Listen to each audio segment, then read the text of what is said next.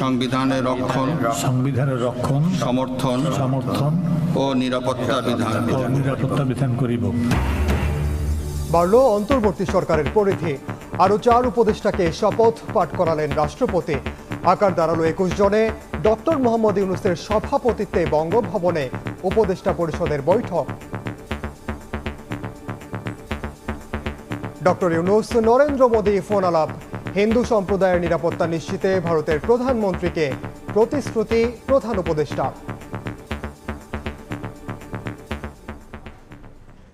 দেখছিলেন প্রধান শিরোনাম। সন্ধ্যার সময়ের সঙ্গে আছি আমি ওমর ইনাম। এবার অন্যান্য শীর্ষ সংবাদ। সাবেক সেনা কর্মকর্তা জিয়াউল আহসান 8 দিনের রিমান্ডে। বগুড়ায় শেখ হাসিনা সহ 101 জনের বিরুদ্ধে মামলা। সাম্প্রতিক সহিংসতায় 650 নিহতের প্রতিবেদন জাতিসংঘের। চিকিৎসার জন্য বেগম জিয়াকে দ্রুতই বিদেশে নেওয়া হবে জানালেন মির্জা ফখরুল। প্রতিহিংসা নয়, গণতন্ত্রের মাধ্যমে দেশকে এগিয়ে নেওয়ার আহ্বান।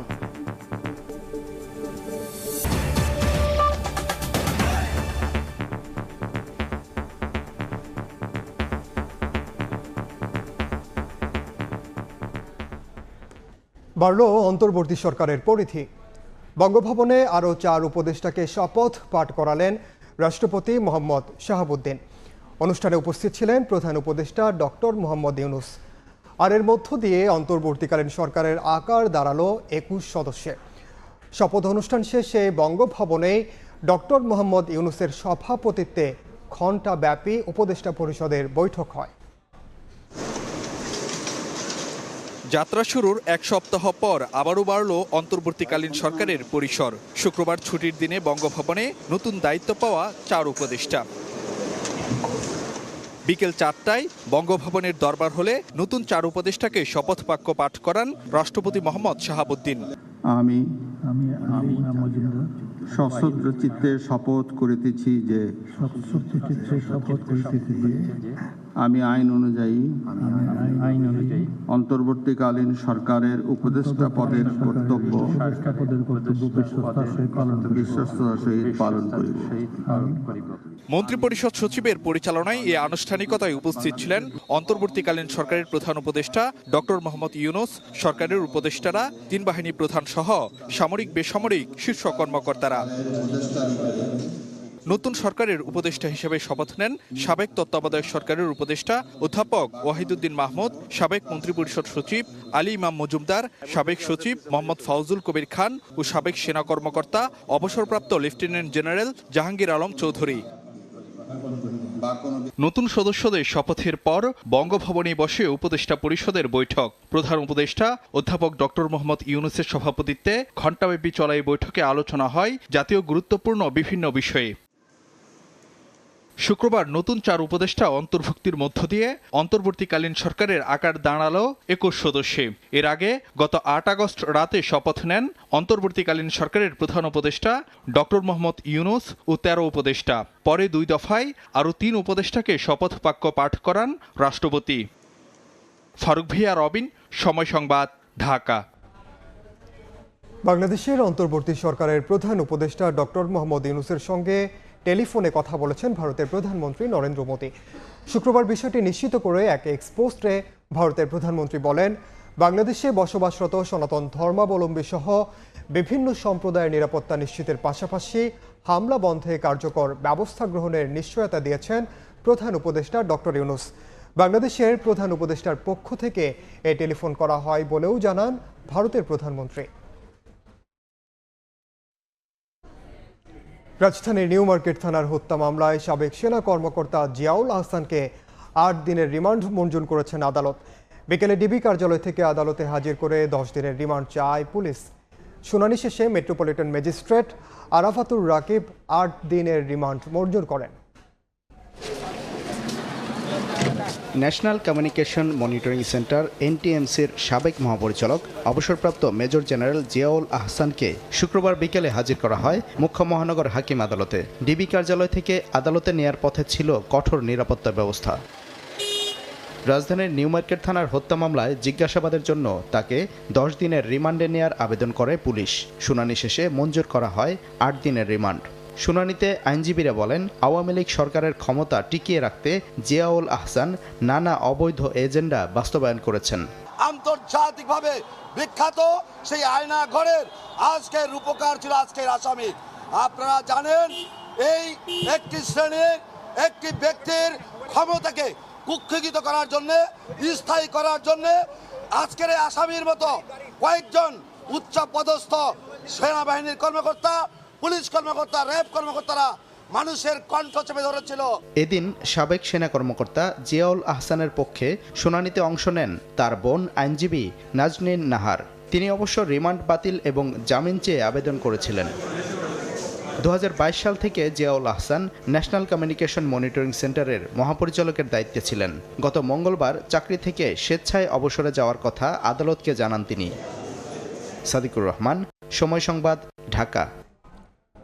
বাংলাদেশে ছাত্র আন্দোলনে গত 16 জুলাই থেকে 11 আগস্ট পর্যন্ত 650 জন নিহত হয়েছেন বলে জানিয়েছে জাতিসংঘের মানবাধিকার বিষয়ক কমিশন। এর মধ্যে শিশুই রয়েছে অন্তত 32 জন। শুক্রবার প্রকাশিত প্রতিবেদনে এ তথ্য উঠে আসে। 16 জুলাই থেকে 4 আগস্ট পর্যন্ত প্রাণ হারান অন্তত 400 জন। এছাড়া 5 ও 6 আগস্ট নিহত হন আরও 250 জন। শিক্ষার্থীদের বিক্ষোভ দমনে দেশটির আইন প্রয়োগকারী সংস্থা প্রয়োজনের অতিরিক্ত বল প্রয়োগ করেছে বলেও ওই প্রতিবেদনে উল্লেখ করা হয়। এছাড়া বিচার বহির্ভূত হত্যাকাণ্ড, গ্রেফতার ও আটক, গুম, নির্যাতন ও মত প্রকাশের স্বাধীনতায় বাধা দেয়া এবং শান্তিপূর্ণ সমাবেশে বাধা দেওয়ার মতো আরও কিছু অভিযোগ রয়েছে বলে জানান জাতিসংঘের মানবাধিকার বিষয়ক হাই কমিশনার। 15 আগস্ট ঘিরে নানা অপ্রত্যাশিত ঘটনাকে মানবাধিকার বিরোধী আখ্যা দিয়েছে বৈষম্য বিরোধী ছাত্র আন্দোলন।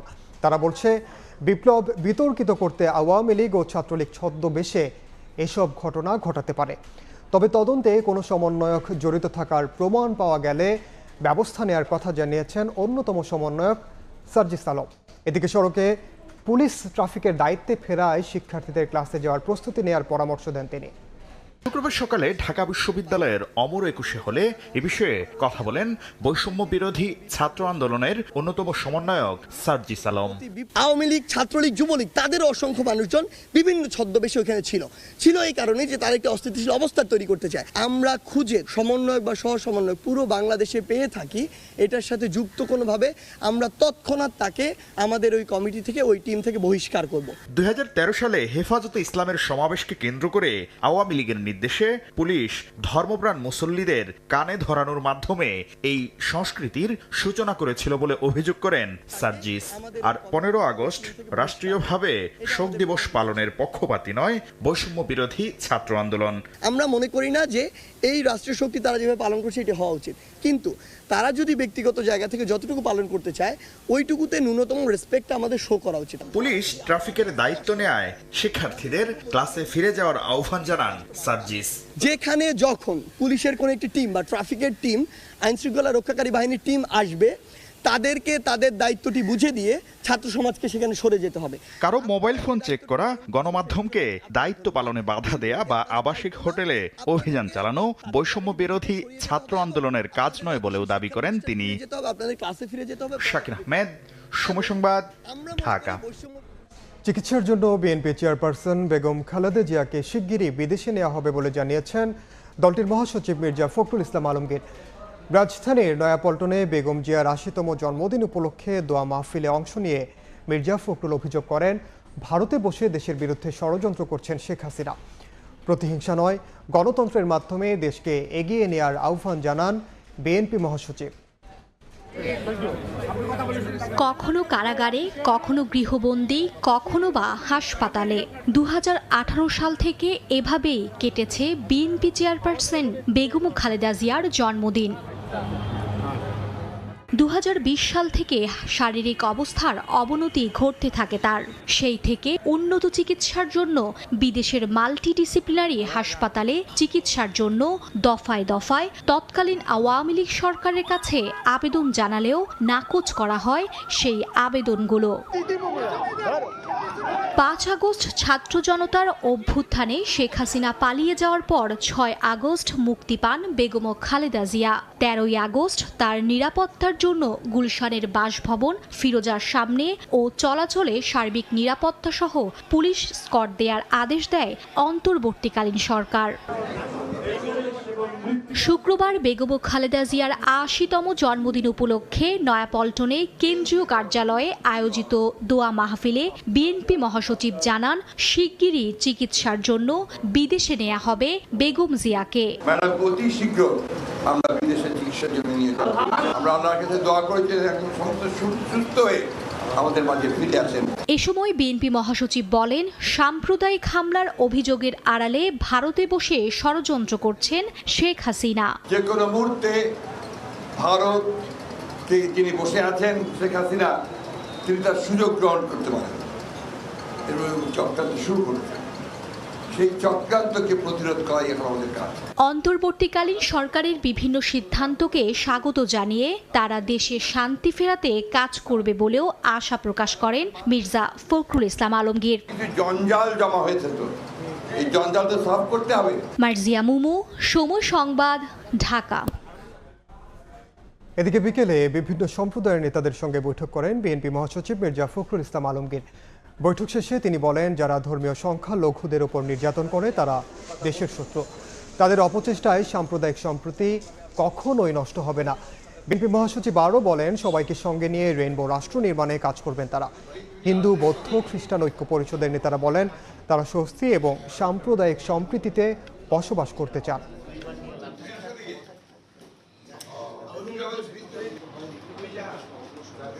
কিছু সংখ্যক দুষ্কৃতিকারী এবং যারা রাজনৈতিক দলের নয়, যারা এই সমাজের শত্রু, যারা বাংলাদেশের ইমেজ নষ্ট করতে চায়, তারা যতই চেষ্টা করুক না কেন, এই বাংলাদেশের দীর্ঘকালের এইখানে যে সম্প্রীতি সৌহার্দ্য সমস্ত সম্প্রদায়গুলোর মধ্যে, ধর্মীয় সম্প্রদায়গুলোর মধ্যে, সেটাকে তারা ইচ্ছে করলে নষ্ট করতে পারবে না। আমরা শান্তি চাই, আমরা স্বস্তি চাই। নানান লড়াইয়ের মধ্য দিয়ে আমরা আমাদের কথাগুলো এদেশের যারা রাষ্ট্র পরিচালনা করছেন, যারা রাজনীতি পরিচালনা করছেন, আমরা তাদের সামনে আমরা তুলে ধরতে চাই। আদিবাসী হিসেবে সাংবিধানিক স্বীকৃতি সহ 11 দফা দাবিতে বিক্ষোভ কর্মসূচি পালন করেছে ক্ষুদ্র নৃগোষ্ঠীর মানুষ। বিকেলে রাজধানীর শাহবাগ থেকে বিক্ষোভ মিছিল বের করেন আদিবাসীরা।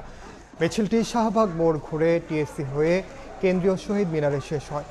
পরে সেখানে সংক্ষিপ্ত সমাবেশে বক্তারা বলেন, আদিবাসী হিসেবে সাংবিধানিক স্বীকৃতি ও আলাদা মন্ত্রণালয় গঠন করতে হবে। এছাড়া বিভিন্ন সময়ে আদিবাসী হত্যাকাণ্ডের তদন্ত করে দায়ীদের বিচার করতে হবে।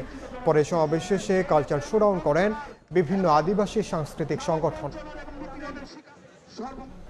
জাতীয়করণের 1 দফা দাবিতে রাজুক বঙ্গভবন মোড়ে বিক্ষোভ করেছেন বেতন বৈষম্য বিরোধী গ্রাম পুলিশ। বিকেলে জাতীয়করণের দাবিতে বঙ্গভবন মোড়ে অবস্থান নেন গ্রাম পুলিশ সদস্যরা। পরে গাড়ি থেকে নেমে অবস্থানকারীদের সঙ্গে কথা বলেন স্বরাষ্ট্র উপদেষ্টা এম শাখাওয়াত হোসেন। এ সময় তাদের আশ্বস্ত করেন তিনি। এ পর্যায়ে শীর্ষ সংবাদ জানিয়ে দিচ্ছি আরেকবার। সংবিধানের রক্ষণ, সমর্থন ও নিরাপত্তা বিধান করিব। বাড়ল অন্তর্বর্তী সরকারের পরিধি। আরও 4 উপদেষ্টাকে শপথ পাঠ করালেন রাষ্ট্রপতি। বঙ্গভবনে উপদেষ্টা পরিষদের বৈঠক, ডক্টর ইউনূস, নরেন্দ্র মোদী ফোন আলাপ। সাবেক সেনা কর্মকর্তা জিয়াউল আহসান 8 দিনের রিমান্ডে। বগুড়ায় শেখ হাসিনা সহ 101 জনের বিরুদ্ধে মামলা। সাম্প্রতিক সহিংসতায় 650 নিহতের প্রতিবেদন জাতিসংঘের।